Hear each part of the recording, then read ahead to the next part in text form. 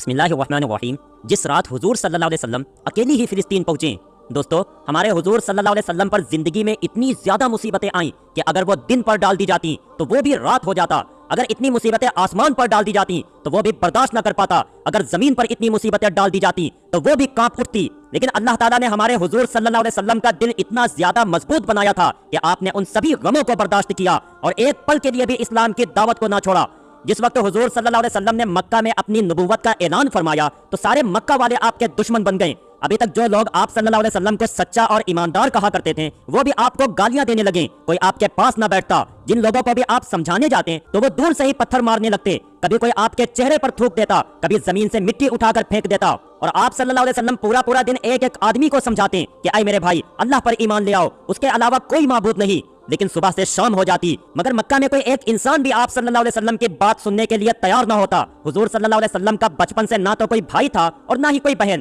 آپ صلی اللہ علیہ وسلم اپنے والد کی اکلوتی اولاد تھے۔ والد کی وفات تو آپ صلی اللہ علیہ وسلم کے پیدائش سے پہلے ہی ہو گئی تھی، اور جب آپ صلی اللہ علیہ وسلم کی عمر 6 سال ہوئی تو امی بھی چھوڑ کر چلی گئی۔ 2 سال تک دادا ابو طالب نے آپ کو پالا، لیکن اس کے بعد ان کی بھی وفات ہو گئی، اور آخر میں آپ کے سب سے ہمدرد چچا ابو طالب نے آپ کے سر پر ہاتھ رکھا اور پھر ساری زندگی آپ کی کفالت کرتے رہے۔ لیکن جب حضور صلی اللہ علیہ وسلم نے مکہ والوں کو ایک اللہ کی طرف بلانا شروع کیا تو سبھی آپ کے دشمن بن گئے، اور ایک دن ابو جہل مکہ کے بڑے بڑے سرداروں کے ساتھ حضور صلی اللہ علیہ وسلم کے چچا ابو طالب کے پاس آیا اور کہنے لگا کہ دیکھو، آپ ہمارے علاقے کے بڑے بوڑھے انسان ہیں، آپ کے بھتیجے محمد نے ہماری ناک میں دم کر رکھا ہے، اس لیے آپ انہیں روک دیں کہ وہ ایک اللہ کی طرف بلانے کی دعوت چھوڑ دیں، ورنہ اگر ہم سب ایک ہو کر ان کے خلاف کوئی ایکشن لیں گے تو بعد میں آپ اس بارے میں ہم سے کوئی شکایت نہ کرنا۔ ابو طالب نے بھی جب حالات کی نازکی دیکھی تو جلدی سے اپنے بھتیجے حضور صلی اللہ علیہ وسلم کو بلایا اور کہا کہ اے میرے بھتیجے، یہ دیکھو تمہاری قوم کے سردار جمع ہیں اور تمہاری شکایت کر رہے ہیں کہ تم اللہ کی طرف بلانا بند کر دو، اس لیے مجھے بھی مناسب لگتا ہے کہ تم ان کی بات مانو، کیونکہ اے میرے بھتیجے، میں بھی بوڑھا ہو گیا ہوں، تم بھی تھوڑا گھر والوں کا خیال رکھو اور اپنے کام کاج پر دھیان دو۔ حضور صلی اللہ علیہ وسلم نے جس وقت اپنے چچا ابو طالب کی زبان سے یہ باتیں سنی تو آنکھوں میں آنسو بھر آئے اور کہنے لگے کہ اے میرے چچا جان، اگر یہ دنیا والے میرے ایک ہاتھ میں سورج اور دوسرے ہاتھ میں چاند رکھ دیں اور کہیں کہ میں اللہ کی طرف بلانا چھوڑ دوں تو میں ایسا ہرگز نہیں کروں گا۔ اور اس کے بعد حضور صلی اللہ علیہ وسلم روتے ہوئے کمرے سے باہر نکل گئے تو یہ دیکھ چچا ابو طالب کا بھی دل پگھل گیا، اور بعد میں حضور صلی اللہ علیہ وسلم کو پاس بلا کر کہا کہ اے میرے بھتیجے، تم کو جو کرنا ہے کرتے رہو، میں مرتے دم تک تمہارا ساتھ نہیں چھوڑوں گا۔ لیکن اللہ کی قدرت کو تو کچھ اور ہی منظور تھا۔ اس واقعے کے کچھ ہی دنوں بعد اچانک حضور صلی اللہ علیہ وسلم کے سب سے ہمدرد بیوی حضرت خدیجہ کی بھی وفات ہو گئی، اور اس کے کچھ ہی دنوں بعد چچا ابو طالب کی بھی وفات ہو گئی، کہ جس کی وجہ سے آپ صلی اللہ علیہ وسلم بالکل ٹوٹ کر رہ گئے، کیونکہ یہ دونوں حضرات آپ صلی اللہ علیہ وسلم کے لیے ایک ایسا سہارا تھے کہ جن کی باتوں سے حضور صلی اللہ علیہ وسلم کا دل مضبوط رہتا۔ لیکن اب دونوں نے ہی ایک ساتھ چھوڑ دیا۔ 4 بڑی بڑی لڑکیاں تھیں، ان کی بھی ذمہ داری اب پوری طرح آپ صلی اللہ علیہ وسلم کے اوپر آ گئی، اور دوسری طرف اللہ کا حکم تھا کہ اے میرے پیارے نبی، زندگی میں چاہے جیسے بھی حالات آئیں، آپ کو اسلام کی دعوت سے نہیں رکنا ہے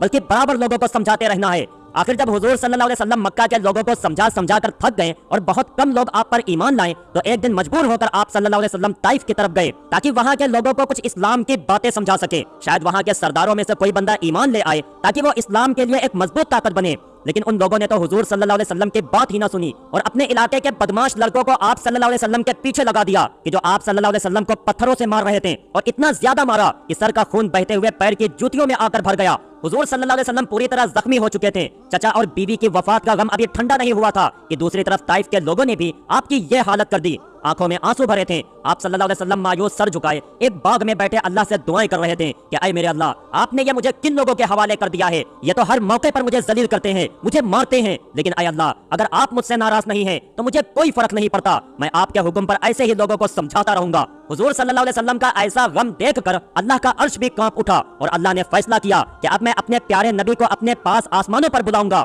آخر جب رات ہوئی اور حضور صلی اللہ علیہ وسلم بستر پر لیٹے تو اچانک حضرت جبریل علیہ السلام ایک تیز رفتار سواری لے کر آپ صلی اللہ علیہ وسلم کے پاس پہنچے اور کہا کہ اے اللہ کے حبیب، اللہ نے آپ کو اپنے پاس بلایا ہے۔ اور پھر حضور صلی اللہ علیہ وسلم حضرت جبریل کے ساتھ براق پر سوار ہو کر سب سے پہلے فلسطین کی مسجد اقصیٰ گئے۔ مسجد اقصیٰ میں اس وقت سارے نبی جمع تھے۔ اللہ کے پیارے حبیب حضور صلی اللہ علیہ وسلم کو دیکھتے ہی تمام نبیوں نے آگے بڑھ کر آپ کا استقبال کیا، اور پھر حضور صلی اللہ علیہ وسلم نے سارے نبیوں کو 2 رکعت نماز پڑھائی۔ اس کے بعد آپ صلی اللہ علیہ وسلم حضرت جبریل علیہ السلام کے ساتھ معراج کے سفر پر گئے۔ पहले आसमान से दूसरे आसमान, दूसरे से तीसरे और फिर इसी तरह 6 आसमान पार करके हजरत जिब्रील अलैहिस्सलाम जब हुजूर सल्लल्लाहु अलैहि वसल्लम के साथ 7वें आसमान पर पहुंचे तो वो आप सल्लल्लाहु अलैहि वसल्लम से कहने लगे कि आय अल्लाह के रसूल, मेरी हद बस यही तक है, मैं इसके आगे एक कदम भी नहीं बढ़ा सकता वरना मैं जलकर खाक हो जाऊंगा, इसलिए अब आप जाने और आपका रब जाने। इतना कहकर हजरत जिब्रील अलैहिस्सलाम हुजूर सल्लल्लाहु अलैहि वसल्लम को उसी जगह छोड़कर वापस लौट आए और फिर अल्लाह ताला ने एक सवारी भेजकर अपने हबीब हुजूर सल्लल्लाहु अलैहि वसल्लम को अपने अर्श पर बुलाया और जैसे ही हुजूर सल्लल्लाहु अलैहि वसल्लम अल्लाह ताला के सामने अर्श पर पहुंचे तो अल्लाह ने अपने प्यारे नबी के लिए बीच के सारे पर्दे हटा दिए और फिर जिस दम अल्लाह ताला के खूबसूरत चेहरे पर हुजूर सल्लल्लाहु अलैहि वसल्लम की नजर पड़ी तो आप सल्लल्लाहु अलैहि वसल्लम खुशी से झूम उठे और अल्लाह की तारीफ करते हुए कहा, अत्तहिय्यातु लिल्लाहि वस्सलावातु वत्तय्यिबात, कि कायनात की तमाम तारीफें मेरे अल्लाह के लिए हैं, उस पर मेरा दुरूद व सलाम हो। और फिर अल्लाह ताला ने भी मुस्कुराते हुए बहुत इज्जतों के साथ अपने प्यारे हबीब हुजूर सल्लल्लाहु अलैहि वसल्लम को अपने सामने अर्श पर बिठाते हुए कहा कि अस्सलामु अलैका अय्युहन नबी व रहमतुल्लाहि व बरकातुहू, कि ऐ मेरे प्यारे नबी, तुम पर भी मेरा सलाम हो और मेरी रहमतें और बरकतें नाजिल हो। तो हुजूर सल्लल्लाहु अलैहि वसल्लम ने उस वक्त सलाम का जवाब देते हुए हम कमजोर उम्मतियों को भी याद रखा और कहा कि अस्सलामु अलैना व अला इबादिल्लाहिस सालिहीन, कि ऐ मेरे अल्लाह, मेरे ऊपर भी सलाम हो और मेरी उम्मत के नेक लोगों पर भी सलाम हो।